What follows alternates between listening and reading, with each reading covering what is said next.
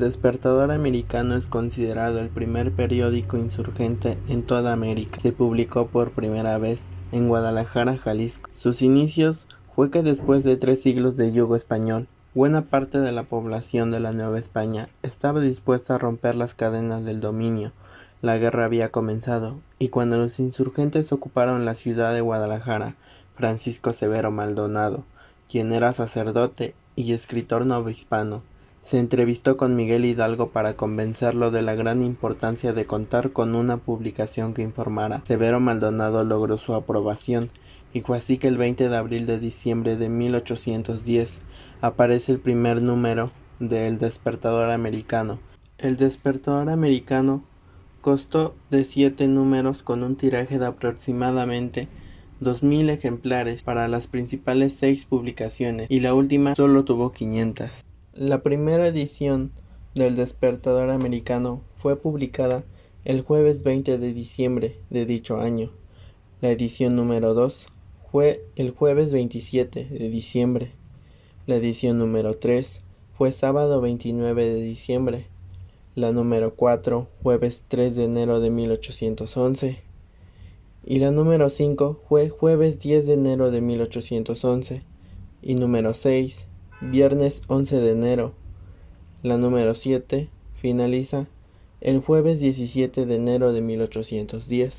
La edición del importante diario se terminó el 17 de enero de 1811, a consecuencia de la derrota de los insurgentes a manos de los realistas en la batalla del Puente de Calderón. Esta derrota implicó el fin del periódico, y así, poco después, todos los ejemplares de dicho fueron decomisados y quemados públicamente.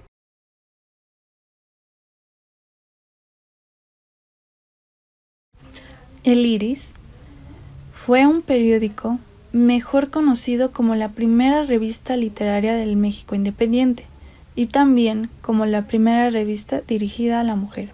Además, se considera una fuente primaria para el estudio del mundo literario y el ambiente político en la Primera República Federal. Es fundada por Claudio Linati, Florencio Gali y José María Heredia. Ante el fracaso del intento de una revolución italiana en 1821, en cuanto llegaron a México, Claudio Linati y Florencio Gali ya habían sido expulsados de su país, mientras que Heredia había sido invitado y refugiado en México tras estar implicado a favor de la independencia cubana.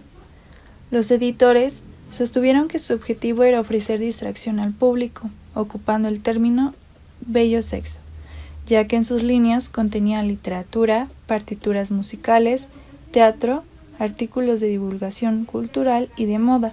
En cambio, fue también la primera revista nacional ilustrada. Linati y Gali se ocupaban mayoritariamente de los artículos relacionados con la política. Por otro lado, Heredia abordaba temas hacia el romanticismo poético latinoamericano, haciendo poesías originales y traducidas.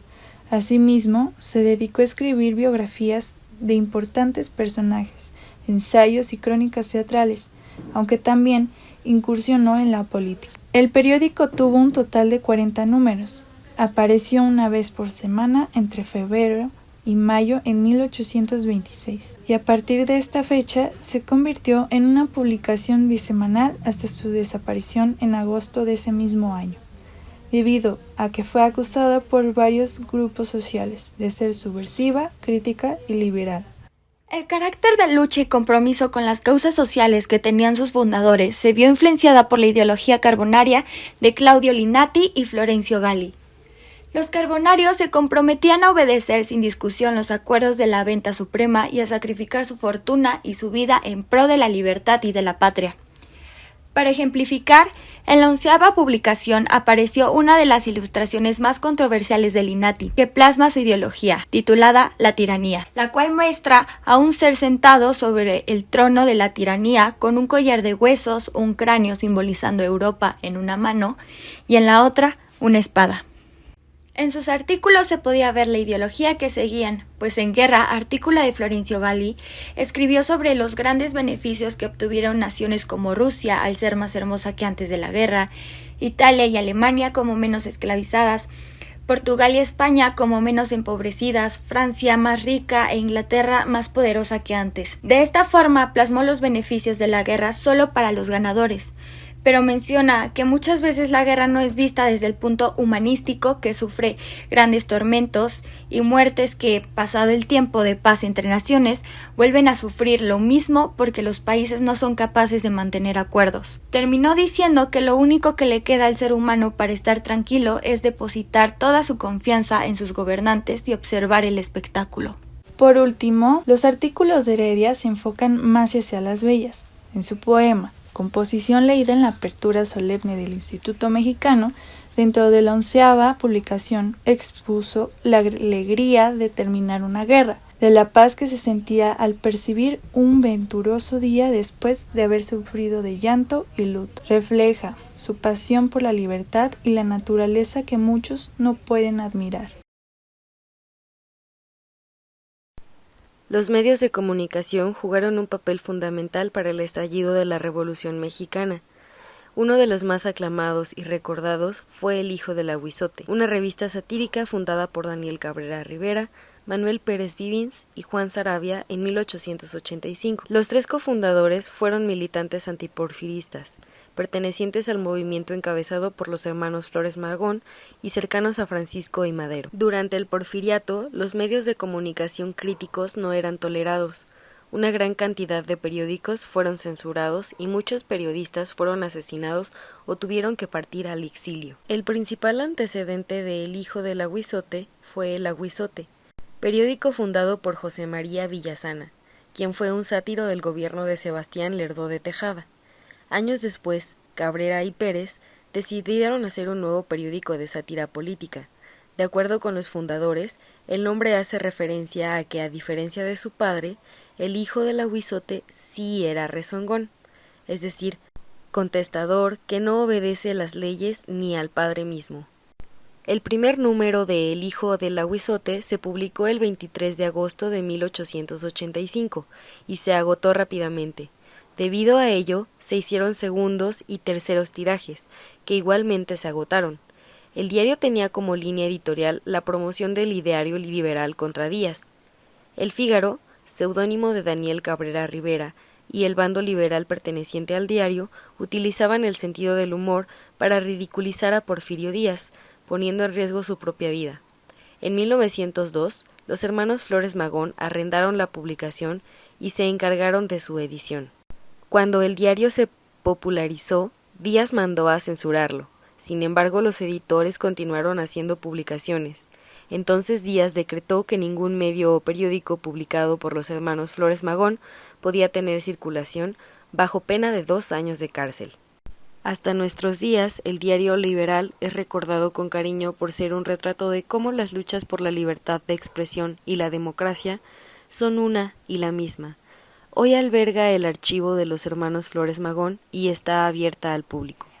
Sobre la trágica suspensión de El Hijo del Aguizote, en junio de 1903, Enrique Flores Magón escribió: El Hijo del Aguizote fue asesinado por Díaz, pues aunque estábamos presos, escribíamos desde nuestros calabozos como cuando estuvimos en la prisión militar. Excelsior, nuestro periódico serio y en el cual cada uno firmaba sus artículos. Para dar aliento con nuestro ejemplo de valor civil, solo alcanzó a publicarse hasta el 4º número. Muertos nuestros 2 periódicos, publicamos El Alacrán, que al 3er número murió. Entonces publicamos El Padre del Aguizote, y muerto este, el nieto del Aguizote, después el bisnieto del Aguizote, todos ellos con vida efímera, pues pronto eran suprimidos. Hasta que Porfirio Díaz decretó que ningún periódico o escrito nuestro podría ser publicado en México, so pena de severos castigos a los impresores que lo hicieran, y decomisación de la imprenta. El Universal. Nacido un 1 de octubre de 1916, fue la iniciativa del ingeniero Félix Fulgencio Pallavicini, quien formaba parte del Congreso Constituyente de Querétaro. El objetivo de este diario era dar la palabra a los postulados emanados por la Revolución Mexicana. Esto cuando comenzaba el Congreso Constituyente. La primera redacción se ubicaba en la esquina de Madero y Botolinia, en el centro de la capital, y los talleres del periódico eran provistos de la rotativa GOS. Fue en esta máquina que se imprimió la primera Constitución Política de los Estados Unidos Mexicanos en 1917. Fue durante enero de 1921 que adopta el lema de El Gran Diario de México. Su dinamismo lo impulsa a ser el primer periódico en lanzar una edición vespertina, el Universal Gráfico. Este aparece el 1 de febrero de 1922. Es en esta misma época de los años 20 que la redacción y los talleres se mudan a las calles de Bucareli e Iturbide. Aparentemente ha tenido una línea conservadora, al menos durante la presidencia de 2012 y 2018, pero por momentos es oscilante, y cuenta con alrededor de 455.036 ediciones. Fundado en 1936, el diario Novedades fue un periódico de información general ligera y con tendencia política fundado por Rómulo Farril, quien también fue uno de los fundadores de la empresa Telesistema Mexicano en 1955, ahora conocida como Televisa. Ubicado en la esquina de la avenida Morelos y Valderas, en el centro histórico de la Ciudad de México, el 16 de junio de 1909, el entonces presidente Porfirio Díaz colocó la primera piedra para la construcción del edificio que años más tarde daría hogar a este diario nacional. A mediados de los 80s, Novedades se convierte en uno de los primeros periódicos que incluyeron las páginas a color, además de ser uno de los diarios más completos, ya que contenía finanzas, espectáculos, deportes, información general y hasta crucigramas. Incluso tenía un suplemento dominical infantil llamado El Periodiquito. Por medio de la suscripción a este diario, la gente podía obtener libros, boletos para sorteo de autos e incluso descuentos en entradas para Reino Aventura. Novedades publicó por última vez el 31 de diciembre del año 2000. Años más tarde, Grupo Milenio compró el edificio donde este periódico se ubicaba para darle voz al Grupo Multimedios.